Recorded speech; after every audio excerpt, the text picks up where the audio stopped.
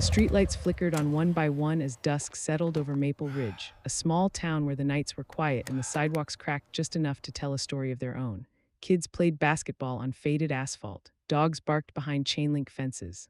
Life moved slow, steady, and a little tired, down by the old grocery store parking lot, three kids were killing time the only way they knew how, fixing things, not because they were trained, not because anyone taught them, but because when you grow up poor, you learn to make broken things work. The oldest, Eli Carter, 15, had grease permanently stained into the lines of his hands.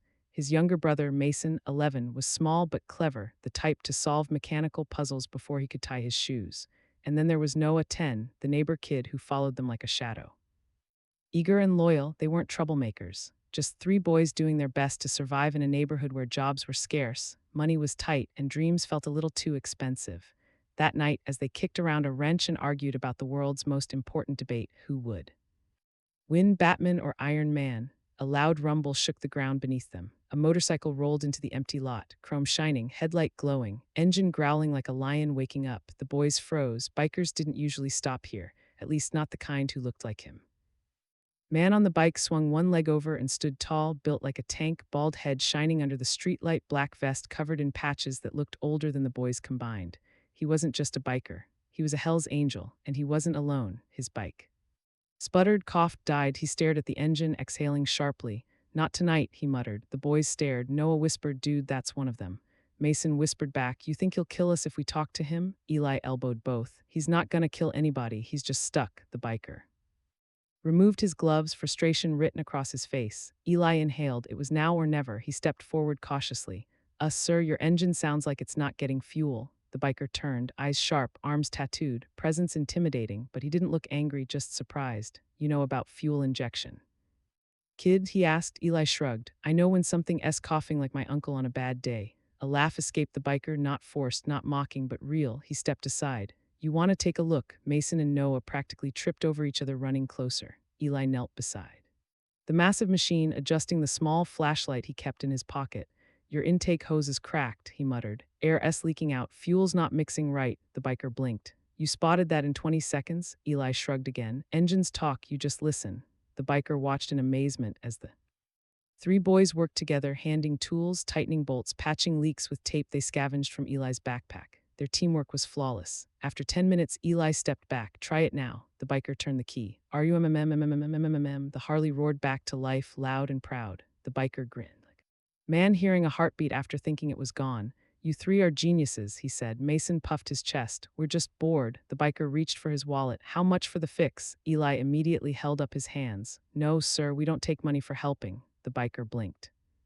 "Kid, I can't let you do that for free." Mason shook his head. "If we take money, it's not helping, it's a job. We're not old enough for a job." Noah chimed in. "And my mom says if you help someone only for money, it doesn't count in heaven."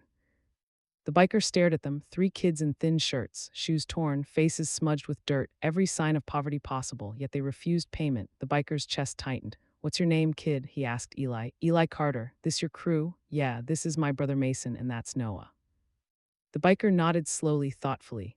"Well, boys, my name's Stone." Noah's eyes widened. "Stone, the Hell's Angel Stone?" The biker smirked. "You heard of me?" Noah nodded vigorously. "You're the guy who stopped that robbery in Denver." Stone chuckled. "News travels fast." He looked at his bike, then at the boys. "You three got hearts bigger than this Harley." The boys smiled shyly. Eli stepped back. "You're good to go, Stone. Safe ride." Stone stared at him for a long moment, studying him, admiring him, respecting him.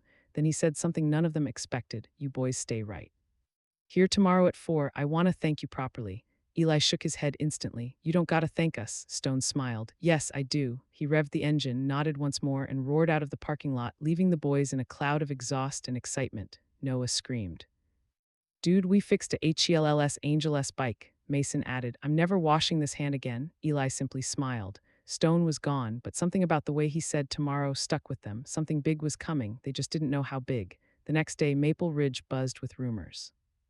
No one knew why, but something was happening. The grocery store clerk saw a man in a leather vest on the highway. The gas station owner heard loud engines heading toward town. The diner waitress spilled coffee when she heard what sounded like thunder growing in the distance. And Eli, Mason and Noah, they stood right where Stone told them to, the empty parking lot beneath flickering lights, hearts thumping with excitement and nerves. Eli tried to act calm, leaning against a shopping cart corral. Mason bounced like he drank 3 energy drinks. Noah covered his ears. Is. That thunder? Eli listened. No, not thunder, engines, lots of engines. Mason pointed toward the horizon. There, a line of headlights appeared from the darkness, then another row, then another. Within minutes, the sound grew louder and louder and louder until the street vibrated beneath them, a parade of motorcycles. Chrome, black, red, massive, loud, beautiful, rolled into the parking lot like an army arriving for war. 20 bikes, 30, 50, 70, 100 more. The boys' jaws dropped. Noah whispered, "Holy bananas." It was the largest biker turnout Maple Ridge had ever seen. The last bike parked.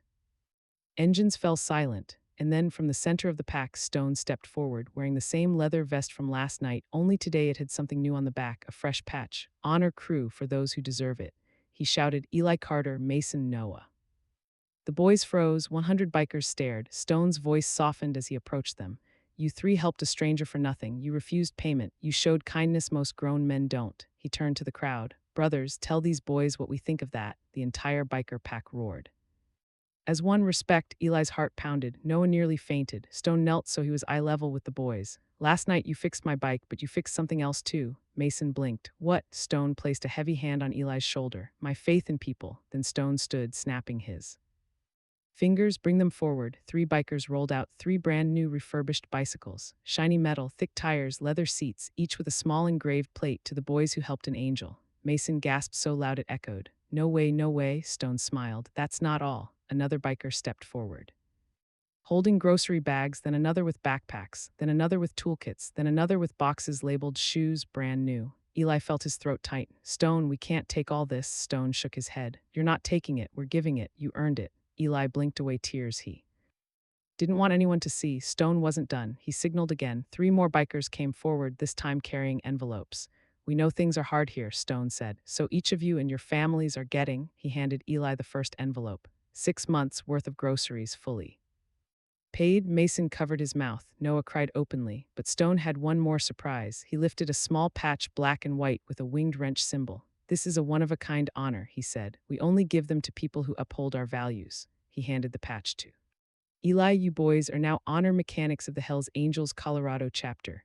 100 bikers stomped the ground in approval. Eli's voice shook. "Stone, why us?" Stone smiled, not a biker smile, not a tough man smile, but the smile of someone who saw greatness where others only saw poverty. "Because the world needs more men like you," Stone said. "Kind, honest, helpful, brave." He lifted Eli's chin gently. "And because you helped me with your heart, not your wallet." Eli wiped his eyes, then something unexpected happened. Stone called the whole biker crew to attention. "Brothers, what do we do when someone shows true honor?" The crew yelled. "We stand with them." Stone raised his arm. "And what do we do for their families?" "We lift them up." Stone leaned toward the boys. "You're not alone anymore, not ever. You call us any of us. You need anything and we ride." Noah sniffled. "You mean like you're our friends?" Stone smiled. "No, kid." He pointed at the sea of bikers behind him. "We're your family now." The boys stared at their new bikes, the food, the clothes, the toolkits, the crowd of cheering riders, and for the first time in a long time, they didn't feel poor. They didn't feel small. They didn't feel forgotten. They felt seen and chosen and protected. Stone fired up his bike. "Honor mechanics," he shouted. "Lead us out." Eli, Mason, and Noah hopped on their new bicycles. Stone revved his engine, and then, with 100 Harley-Davidsons roaring behind them, the 3 boys pedaled down the street, leading the proudest, loudest biker parade their little town had ever seen. And that's how 3 boys with nothing gave everything, and how 1 biker with everything gave it all back. If this story touched your heart, make sure to like, comment, and subscribe for more powerful American cinematic stories.